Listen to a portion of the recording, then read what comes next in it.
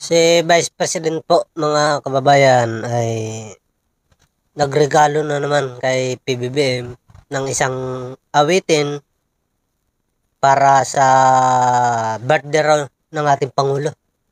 Regalo raw niya yan. Kaya lang po mga babayan, ang regalo po ni Vice President kay PBBM na isang kanta ay pang-insulto po sa ating Pangulo.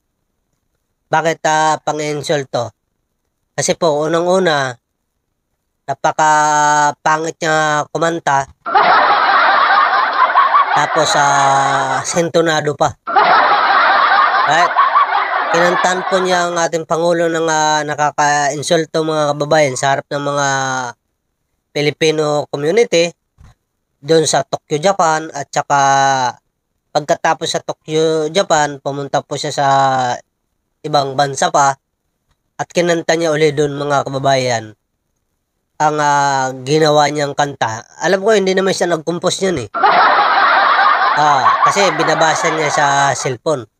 'Di ba? Pag ikaw ang nagsusulat sa papel mo dapat sinusulat yan, hindi sa cellphone para ma-feel mo talaga na ikaw ang sumulat. Ibig sabihin yung kanta na yon hindi siyang sumulat, isinend niya lang sa kanya at saka niya binasa. Pero hindi po yan magte-trending. Bakit? Kasi po, sintonado po yung kumanta. Sa hirap tayo magdurusa. Pangit. Pakinggan natin mga babayan itong kinakanta ni Vice President Sara sa Tokyo, Japan. Regalo daw niya para sa ating Pangulo kasi nag-birthday. Pero mga babayan, lilinawin ko po, itong kanta niya po ito ay batikos po ito dahil sa nangyayari mga babayan sa Pilipinas.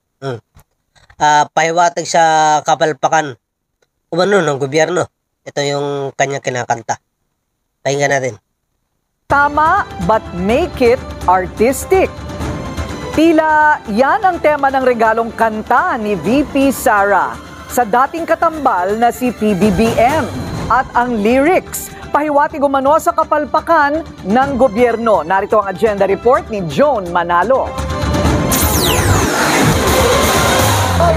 Sa dilim tayo isinitan, sa hirap tayo nagdurusa, sa ganas sila sa kayamanan, taong bayan, binulog sa parusa. Ito ang handog na kanta ni VP Sara para kay Pangulong Bongbong Marcos. Anya, regalo niya ito sa hirap tayo isinilang. Wala, sablay. Pangit ang kanta, hindi ko na-feel. Tatapos lang nakaarawan ng Pangulo noong September 13. Sinulat ko ito na mga 2.5 weeks. Hindi siya umabot sa birthday. Kasi sinulat ko po siya na ulit pa hanggang nabuo siya ng maayos. Ang lyrics ng kanta, tila nagpapahiwatig ng estado ng bansa sa ilalim ng pamumuno ni PBBM. Kami ay apoy na hindi mapatay, habang ng matapang, sabay-sabay sigaw ng bayan, lumaban na mga sakim. Inawit ito ni VP Sara sa harap ng Filipino community sa Tokyo, Japan, kung saan sinabayan din siya ng mga ito. Mga bulok na pangako palasyo kita, ibinatong sa ating buto, di men itinago sa kasinungalingan, hayaan natin pinagpalit sa ito. Parang nangangadi. Alam niyo yung nangangadi? Yung kung sa Tagalog pa, parang nag-rosaryo ng amo namin. Diba? Parang ganun eh. Tuloy natin. At muli niya rin itong kinanta sa pagpunta niya naman sa Filipino community sa Nagoya. Nagoya. Hindi siya tapat sa kanyang mga dapat gawin. Unang-una, hindi na nga niya alam kung ano gagawin. Kinumpara niya rin ang pag-aresto sa kanyang ama na si FPRRD sa pagpapauwi kay Ako Bicol Portales Representative Saldico, na dawit din sa flood control scandal. Bakit hindi nila mapapalik si Saldico sa Pilipinas? At bakit hindi nila magawang ipasok sa detention unit ng House of Representatives si Martin Romualdez? Matatanda ang binawi na ng Kamara ang travel authority ni Ko na nasa Amerika umano para sa medical treatment. Pag-uusapan natin ng leadership, especially yung chair ng ethics, kung ano pa yung mga pwedeng gawin para matiyak natin na makauwi si Congressman Saldico. Wala pa raw silang update sa tugon o reaksyon ni Ko, pero hihintayin daw nila ang pag-uwi nito sa bansa sa loob ng 10 araw matapos nitong matanggap ang utos ng Kamara. Para sa agenda, Joan Manalo, Billionaire News Channel. Okay po mga kababayan. Si Saldico po, umalis po mga kababayan ng bansa nang wala pong nakakalam bukod sa kanyang pamilya. Si PRRD po, umalis po ng bansa ay marami pong nakaalam at nalaman po ng mga otoridad na siya po ay nasa Hong Kong. Kaya nasundan po siya agad mga kababayan, sinundan-sundan hanggang sa nalaman din na ito'y papauwi. At mismo sa loob ng eroplano, siya po ay binasa ng Miranda rights. Si dating former Duterte. Yun po ang pagkakaiba mga kababayan kay Digong at Saldico. Si Saldico po hindi po natin alam kung nasaan kasi nga po nagtatago. Si Digong kasi, kaya nahuli yon kasi hindi naman nagtago. Di ba? Natural, kung ikaw na tao ay nagtatago, mahirap pa mahuli. Para mahuli, Vice President, alamin mo kung nasaan si Saldico. Ha? Para tapos ituro mo sa otoridad.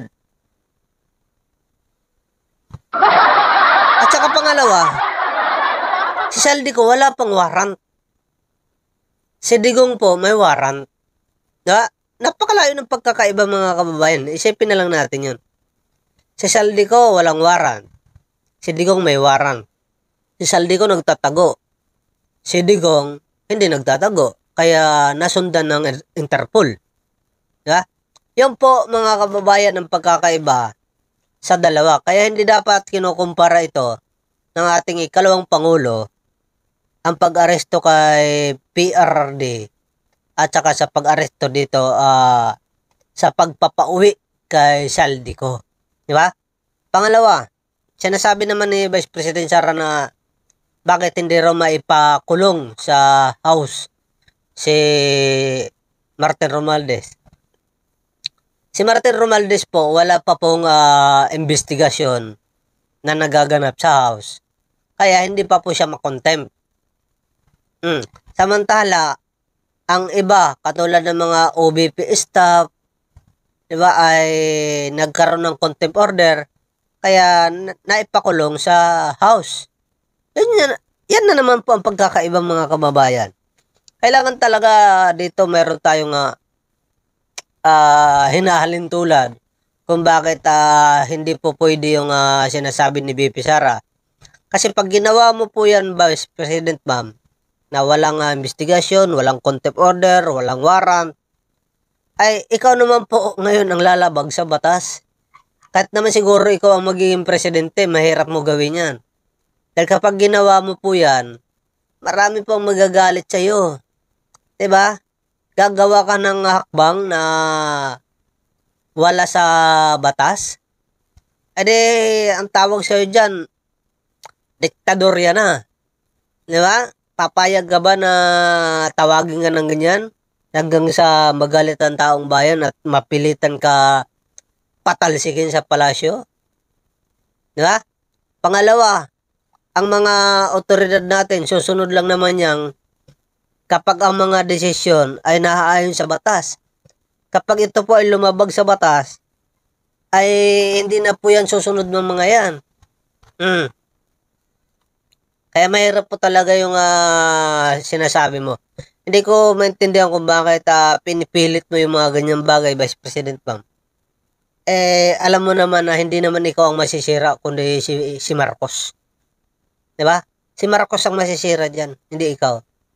Kaya mo siguro yan pinipilit na gawin ni Marcos, ni PBBM, para masira siya sa tao at ikaw na talaga ang tuluyan pumalit. Hindi po ganun kahinang utak ng ating Pangulong Marcos. Diba? Kaya napaka-imposible po yan na sasabi mo. Diba? Yung kanta mo, ma'am, sintonado. Sintonado. Sa dilim tayo isinilang. Natural, nakapikit ka. Sino ba naman ang isinilang sa liwanag kung ikaw naman ay nakapikit? At saka walang kamuwang-muwang.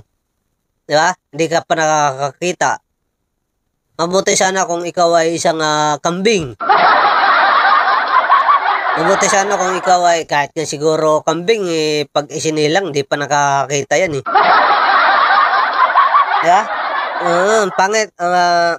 Ang pangit ang kanta ni Vice President. Sintonado.